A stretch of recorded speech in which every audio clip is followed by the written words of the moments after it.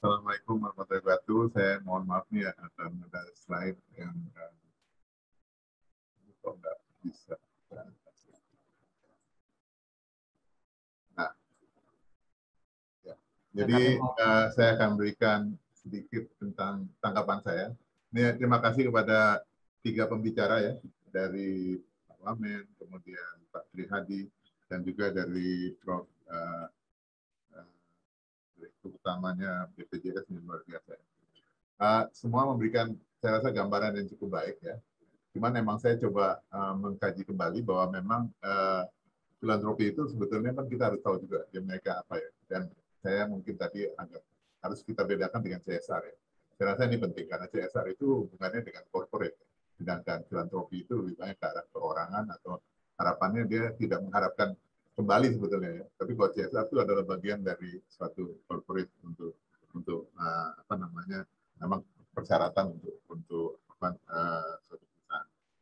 Nah, memang kalau kita lihat apa namanya banyak sekali cara untuk filantropi ini bermain. Ada yang personal, memang dia sendiri dengan uang banyak maka itu dia bisa mengasih, atau mengumpulkan uang dari orang-orang yang sedikit-sedikit menjadi banyak.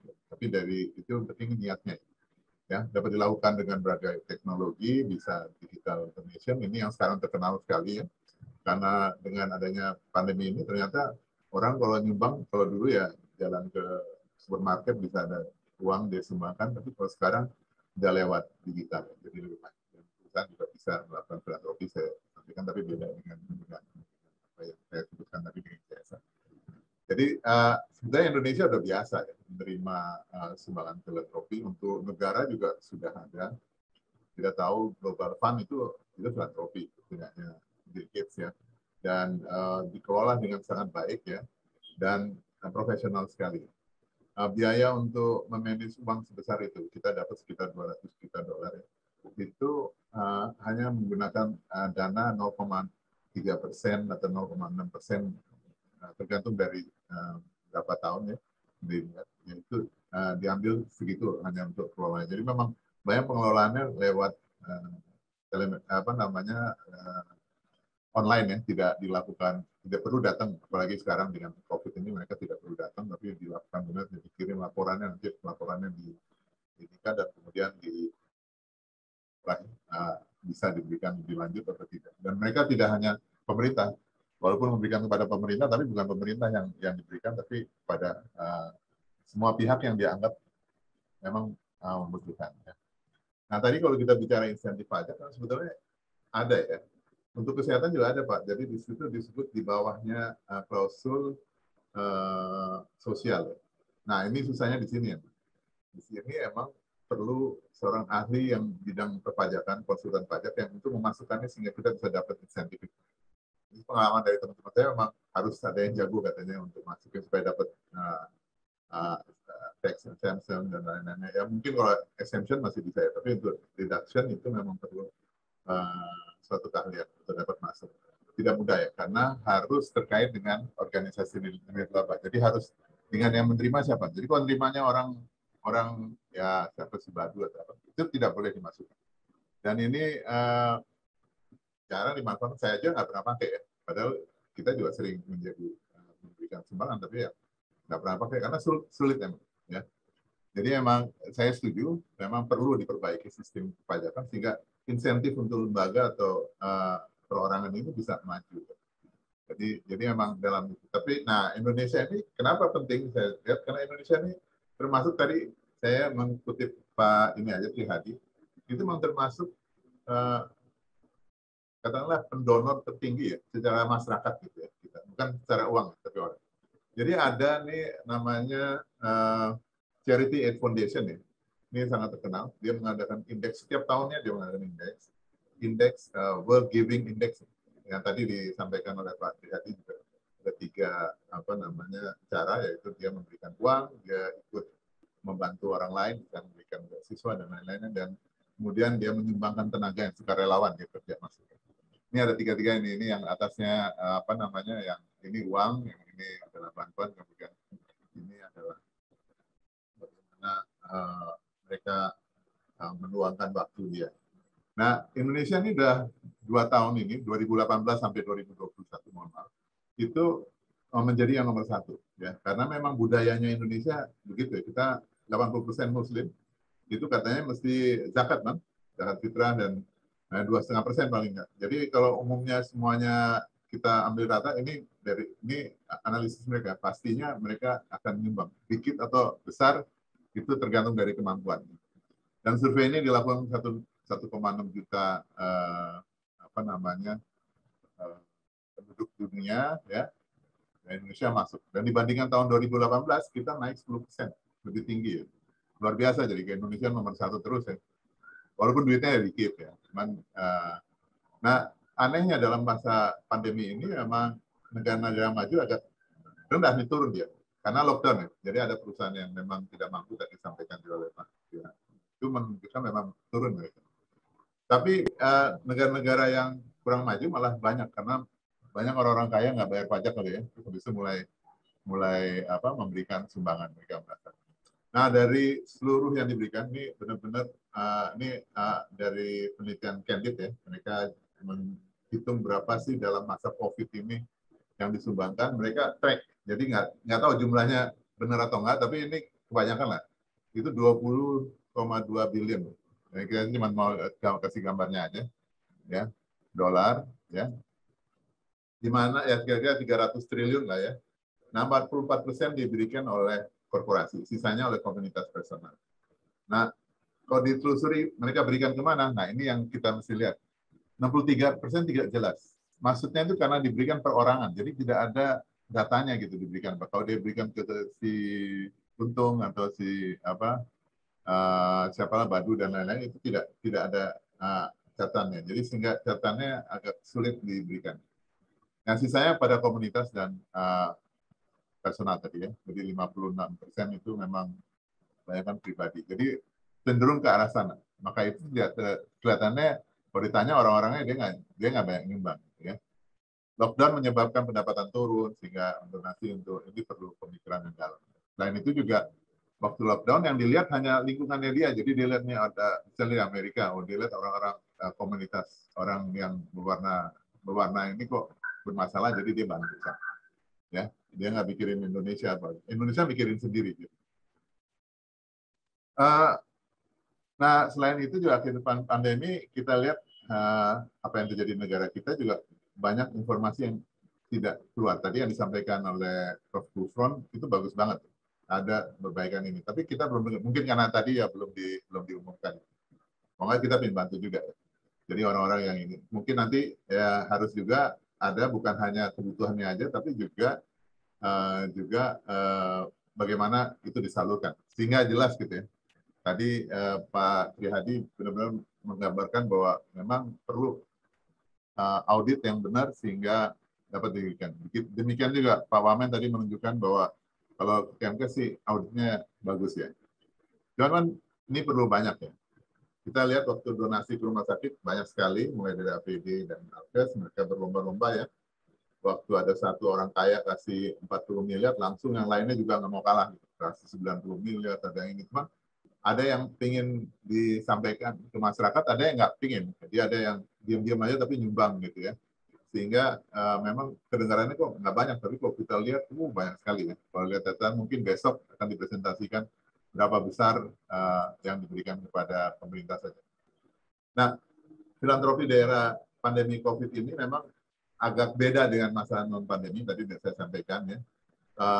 Karena ini nggak bisa semau dia gitu. Dia mesti ngeliat dulu ya. Maksud saya gini, filantropi itu memberikan banyak sekali, nggak hanya kesehatan aja, jadi pendidikan juga diberikan kepada semuanya ada, cuman mereka mesti lihat dulu nih ya, khusus berakibat buruk terhadap pandemi ya.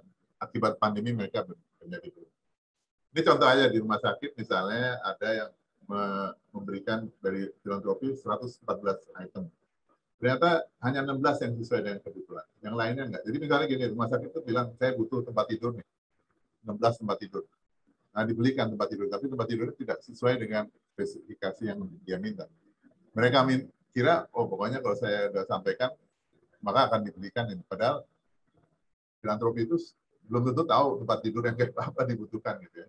atau oksigen konsentrator yang seperti apa yang dibutuhkan. Jadi memang perlu ada informasi yang cukup akurat untuk mencapai ke arah sana.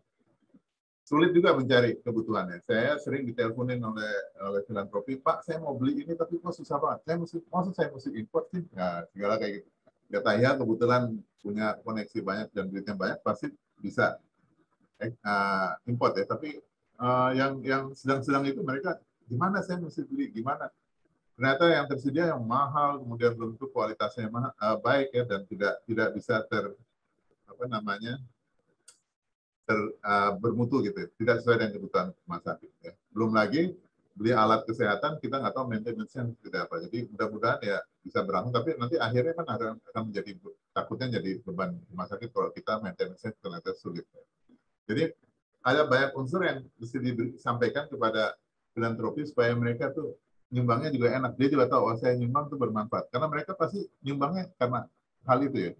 Nggak jarang lah yang mau terus tinggalkan, udah saya pokoknya ikhlas, sudah kasih, terus pulang saya rasa sih. Ya.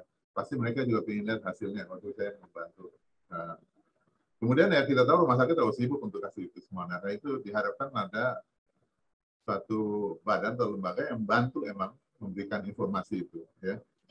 Dan saya lihat memang ada juga kecenderungan untuk waspada terhadap uang yang diberikan ya. Kita juga lihat nih uangnya jangan money laundering atau apa. Ini memang harus ada ya. Ya, kita harus cari berbagai upaya untuk arah ke sana. Nah, saran nih yang terakhir memang filantropi ini memang dapat membantu pengembangan vaskes. Tadi di awal saya lupa sampaikan bahwa Pak Monarva itu menyampaikan bahwa pembangunan kesehatan ini perlu dana yang cukup besar sehingga selalu ada gap antara kemampuan negara dengan kebutuhan.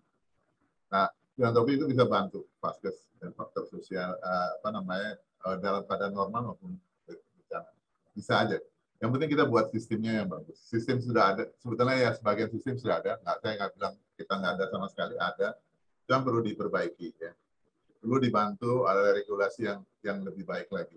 Tadi saya bilang insentif itu sudah ada. Cuman ya belum bisa dipakai. Belum membuat orang senang. Ya. Masih ya udahlah saya nyumbang bodo amat deh nggak menjadi pajak insentif pajak atau tidak itu bukan urusan saya. Yang penting saya ikhlas gitu ya. Yang penting nanti Allah yang bantu saya nanti masuk surga. Nah itu perlu disusun ya. Kemudian ada jembatan antara filantropi, penyedia barang, jasa dan penerimanya. Jadi dia bisa beli barang yang bagus, terjamin ya. Ada vendor-vendor yang memang sudah terpercaya dan bisa dimanfaatkan oleh filantropi. Jangan mereka beli terus katanya rusak, baru beli 1000 alat misalnya apalah oximeter ternyata yang kerja hanya 600 gitu ya. Nah itu kayak gitu-gitu kita mesti upayakan juga ya. Jadi memang pengelolaan filantropi ini nggak bisa terputus menurut saya itu. Saya setuju dengan Pak Trihadi ya. Tidak bisa terputus, tidak bisa hanya satu sektor aja, tapi mesti banyak melibatkan sehingga bisa lebih baik. Yang penting harus ada pengawasan, audit yang ketat, transparansi, perlu ada badan agensi yang memberikan solusi dan gambaran tentang bagaimana harus ada. Maka itu saya sangat senang dengan Pak Trihadi. Beliau itu udah ada ininya latar belakang pendidikannya. Sayang di Indonesia nggak ada tuh. Nah, ini saatnya UGM sebetulnya ya, atau FKKM yang untuk membangun ya ada minat lah ya untuk pendidikan manajemen filantropi. Sehingga kita punya orang-orang yang pinter kayak gitu, bisa menyusun proposal yang baik, bisa membuat assessment ya, kebutuhan dan lain-lainnya. Kita lihat di luar negeri bank-bank besar itu semua punya. Di kita bank-bank kita belum ada ya. Masih belum ada. Jadi sebetulnya masih bisa kita bangun itu. Kita bisa tinggal andai kata BNI punya bagian filantropi, wah tinggal tanya aja saya mau nyumbang nih di mana nih bidang kesehatan. Oh, kalau bidang kesehatan kayak gini-gini Pak, ini di sini Bapak ngasih segini hasilnya kayak gitu nanti kita laporkan. Nah, itu yang penting kan gitu ya.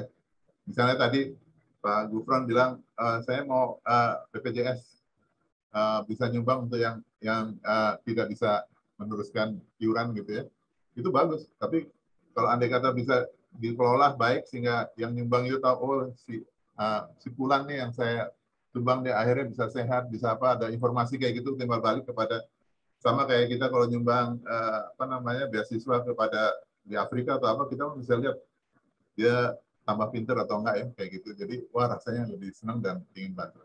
Jadi saya rasa ini hanya masukan ke UGM udah ngadain kayak gini, mestinya ya ditindaklanjuti dengan ada minat pendidikannya. Jadi sehingga kita dapat lagi orang-orang seperti Prihadi tadi. Ini manajemen filantropi yang saya ambil dari beberapa universitas di Amerika ya, mereka punya ya, mereka memang sangat maju.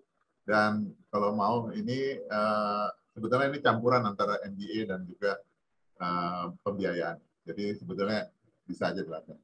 Saya rasa itu yang bisa saya sampaikan. Terima kasih. Mudah-mudahan hasil dari pertemuan Kornas ini kita bisa mendapatkan tenaga-tenaga yang benar-benar baik dan bisa meningkatkan filantropi. Terima kasih. Wassalamualaikum warahmatullahi wabarakatuh.